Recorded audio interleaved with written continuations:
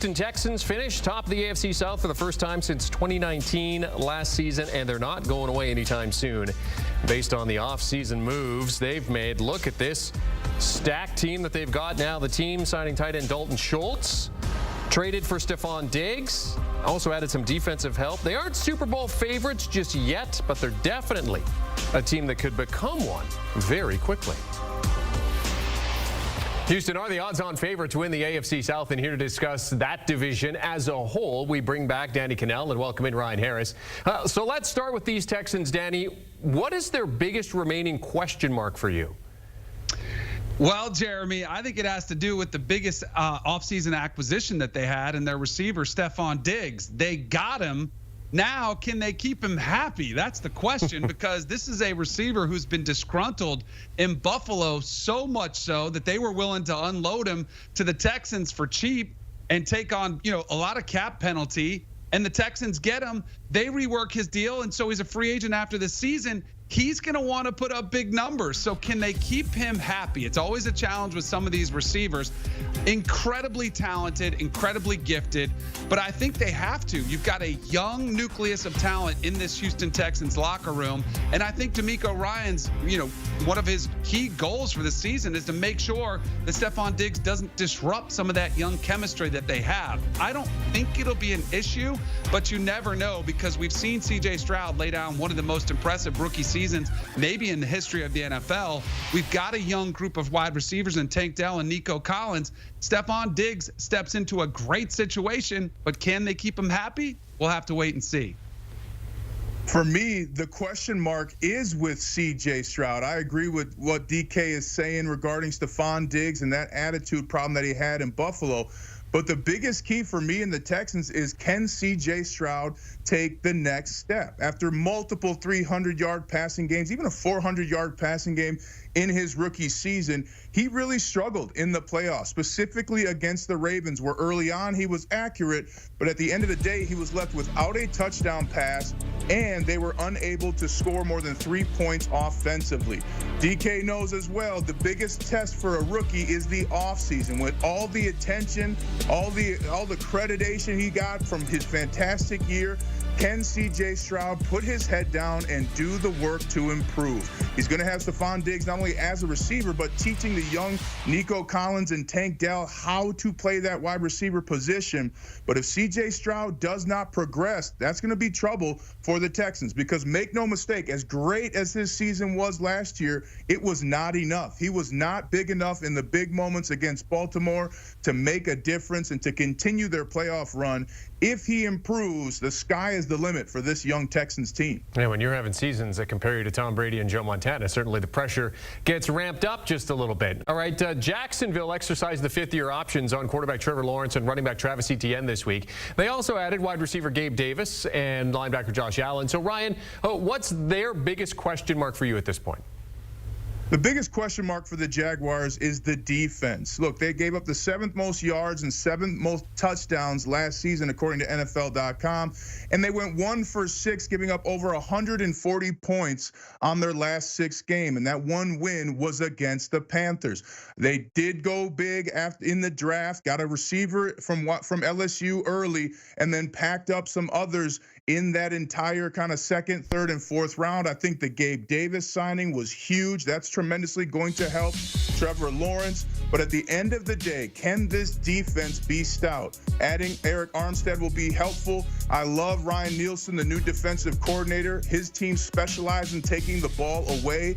And if that defense can give the Jaguars 2, 3, 4 more possessions, especially late in the season, this is going to be a big year for the Jaguars. And either way, they will be competing for the Texans for that top spot in the AFC South. Yeah, Ryan, I'll piggyback and kind of take it to another level, because, yes, the defense needs improvement. But my question is, have they put enough around Trevor Lawrence to help him take that next step as a top 10 quarterback in the NFL? Because this is a #1 overall draft pick that had massive expectations. And coming off a playoff year, the year previous, it was, all right, last year was the year the Jaguars were supposed to take that next step, and Trevor Lawrence was supposed to be in the MVP conversation as one of the best quarterbacks in the NFL.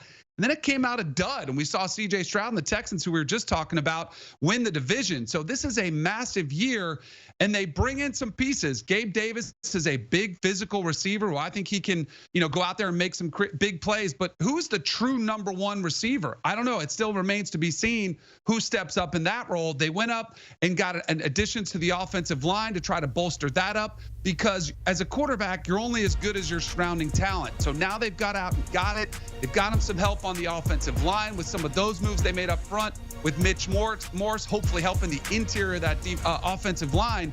But to now, you've given him the pieces. Is it enough to help Trevor Lawrence take that next step? That, to me, remains the biggest step for his career arc of where he goes from this point forward. Another quarterback certainly feeling some pressure going into the season would be Trevor Lawrence. All right, as for the Colts, they addressed some areas of need at last week's draft. They also exercised the option on defensive end Kwity Paye this week. They get a healthy Anthony Richardson back. But, Danny, your biggest question is about their young quarterback. It absolutely is, Jeremy. I was doing a show with CBS Sports Network, and we were grading young rookie quarterbacks, and I put it incomplete with Anthony Richardson because his season was cut short due to that injury. And we've saw flashes of brilliance, but we all know you can have those little windows of time where you kind of capture magic in a bottle, and it looks great. But I need to see Anthony Richardson, two things.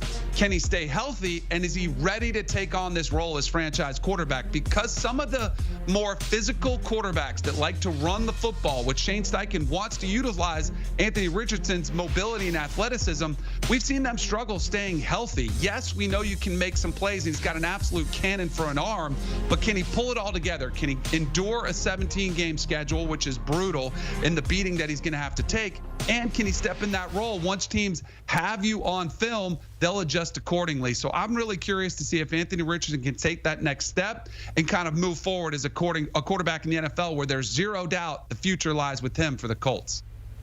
And Danny, for me, beyond Richardson playing well and staying healthy, can he win a playoff game? That's the biggest question for me here when it comes to the Colts. I love their draft pick, first round defensive end out of UCLA. Leotu Latu reminds me a lot of Von Miller. You add him with Kwity Paye, that's a vaunted defensive line that can make some moves. But make no mistake, the GM, Chris Ballard, has built a strong roster, and Shane Steichen has gotten a vote of confidence through the draft and some of the free agent acquisitions they had, including signing some of their own players like Julian Blackmon and getting Joe Flacco, the Iron Man, to come back and make sure they don't lose games at that quarterback position.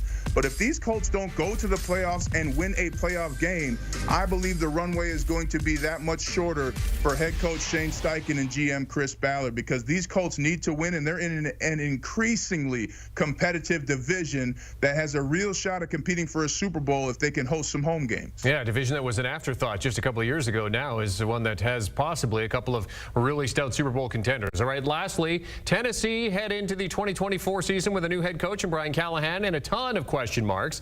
They've made offseason moves in bringing in quarterback L'Jarius Sneed from the Chiefs, wide receiver Calvin Ridley from the Jags, and quarterback Mason Rudolph. But they lost running back Derrick Henry, who is now a Raven. So, Ryan, what's the biggest question surrounding these Titans? Can the Titans build around Will Levis? He showed some solid things throughout the season last year as he kind of got in there and thrown into the fire. But is he good enough for them to build around? Great news for Titans fans. Brian Callahan is the best first-time head coach I think the Titans could have gotten, and he's worked with every quarterback from Peyton Manning to Joe Burrow and knows how to get the best out of them.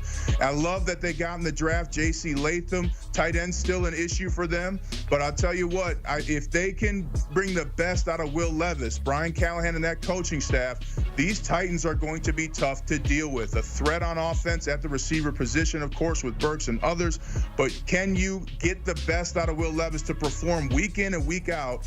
If they do, the Titans are a playoff caliber team with a bright future for its first-year head coach. Ryan, you bring up some great points. Brian Callahan absolutely knows how to work with quarterbacks. And I think one thing that he obviously is going to know is every good quarterback usually has a good running back to hand off the ball to. And my question is, who fills the void that Derrick Henry left behind? Because for 7 straight years, Derrick Henry led this team in rushing. Even when he was hurt and missed time, he still carried enough of the workload where he was going to be that King Henry, the size, the stature. He was an imposing force, which always was something you knew you had to deal with. Now that he's gone, a lot of that's going to fall on Tony Pollard's shoulders coming off an injury. Can he fill that with Tyjae Spears? Is it going to be enough? Because it's also somebody that's been the face of the franchise. And obviously, Will Levis will probably step into that role as the quarterback, but he's still a young quarterback who hasn't done very much. So I think it's a big question mark of who they fill in for Derrick Henry. Obviously, you mentioned the Latham draft pick. That's a key position, too. They've got to get an offensive line to help both the run game and the pass game. But to me, who steps up and fills the place of the shoes of Derrick Henry, who's gone now? I think that's wide open to see who takes over it, and we'll see how it works out. Great questions for every team in the AFC South. NFL analyst Danny Kanell and Ryan Harris discussing biggest question marks as we start to look towards the 2024 season. Thank you very much, gentlemen. Always good to have you along. In terms of the odds to win the AFC South, Houston are your odds-on favorite at +105. Then you have Jacksonville at +270. Indianapolis in there at +330. They both finished with 9-8 records last year. And then Tennessee, 8-1 to win the division. But as the guys talked about, depending on how these rosters gel, this could be one of the most competitive divisions in football this coming season.